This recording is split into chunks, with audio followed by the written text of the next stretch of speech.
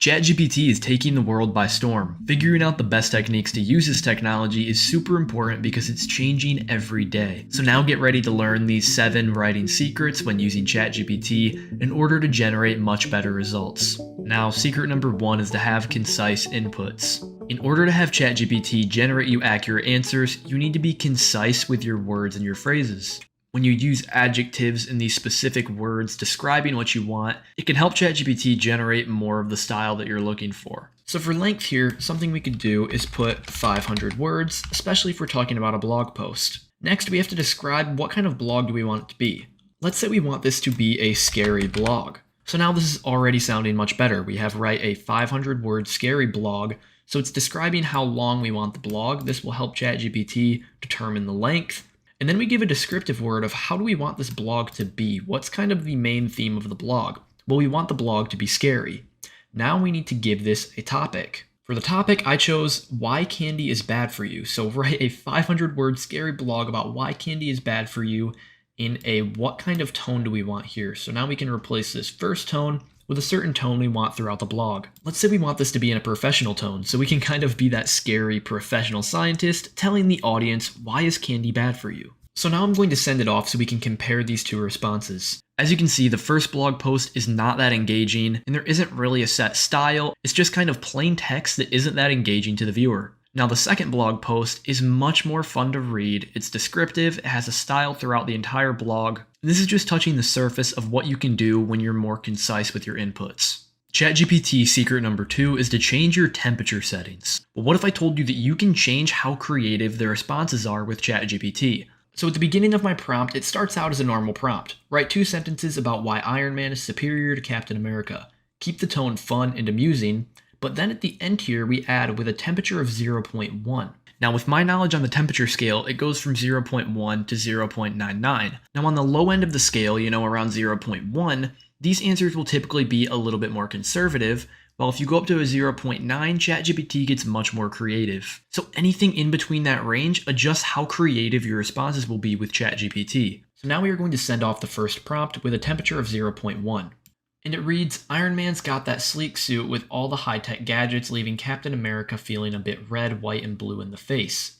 Plus, Tony Stark's got the charisma to charm a room, while Cap's still working on his language. And now we are going to copy and paste this exact same sentence, except we are going to change the temperature to 0.9, and let's see the difference in responses. We're going to send it off. And this sentence reads, Iron Man rockets past Captain America, fueled by a mind-blowing fusion of brain power and bling, while Cap's shield can only cling in admiration. So already you can see that this is much more impactful, this is much more creative than using a temperature of 0.1 compared to the temperature of 0.9. So it's awesome with these temperature settings because it's like you have your own little slider control of how creative do you want this prompt to be. Writing secret number 3 is to change your style. ChatGPT is pretty well versed when it comes to authors, celebrities, and artists. So if you have a certain style of music or writing that you like, then be sure to include that in your prompts. So right here, I've typed out the prompt, write a 15-second rap song about brushing your teeth in the style of Drake. I used Drake the rapper because I thought it was appropriate since my name is Drake. And we are going to send this off. And what it's going to do is write out a 15-second rap song about brushing your teeth in the style that Drake would use in his songs.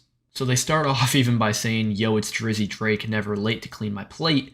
Then it continues, twice a day brushed away, keep decay at bay, I say. And just to show you how changing the style works, what I'm going to do is copy and paste this prompt. Instead of Drake, I'm going to put Eminem. So Eminem is another rapper, and what it's going to do is completely change the style because I've now included Eminem instead of Drake. So I'm going to send it off. And as you can see, it even replaces this with yo, it's Slim Shady, another name of Eminem, which is very cool. Now, writing rap songs in the style of certain artists is just touching the surface of what you can do when you're changing the style. Let's say that you like poetry, well then you can write a poem in the style of Shakespeare, for example, and it will change and adapt to that certain style that you add. So any poet that's well known that ChatGPT could discover, well, that's the style that it will change it to, and this is very powerful if you like a certain style of writing. Secret number 4 is to explain this to a child. Are you ever struggling to read an article or you can't understand a complicated email from your boss? Well, fear no longer because ChatGPT can explain this to you as if you were a child. I got this paragraph from an article on Forbes.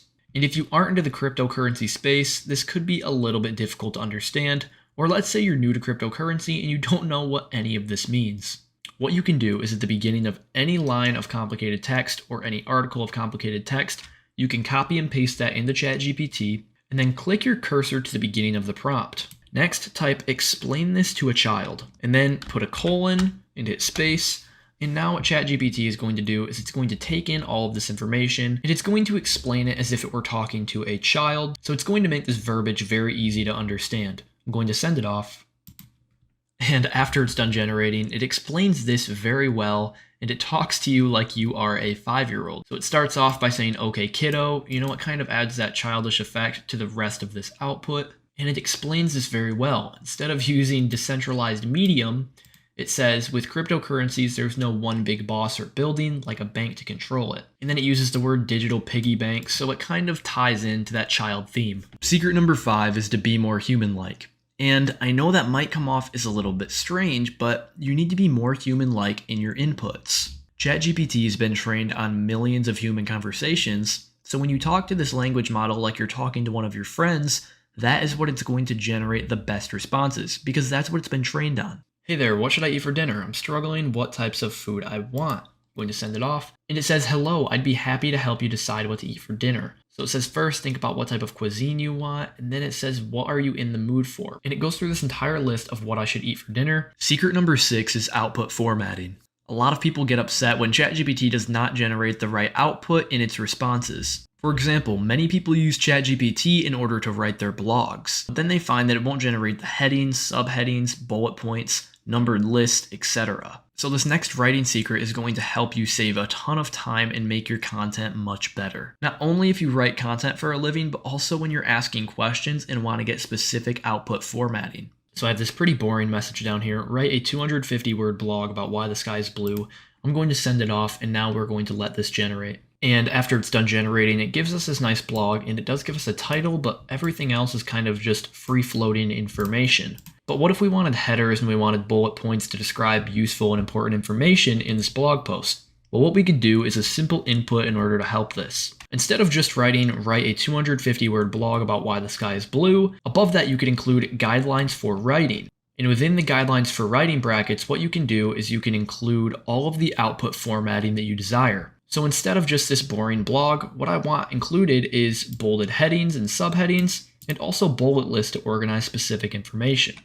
What we're going to do now is send it off to see the comparisons between these two outputs. As you can see now, this is a very, very beautiful blog post.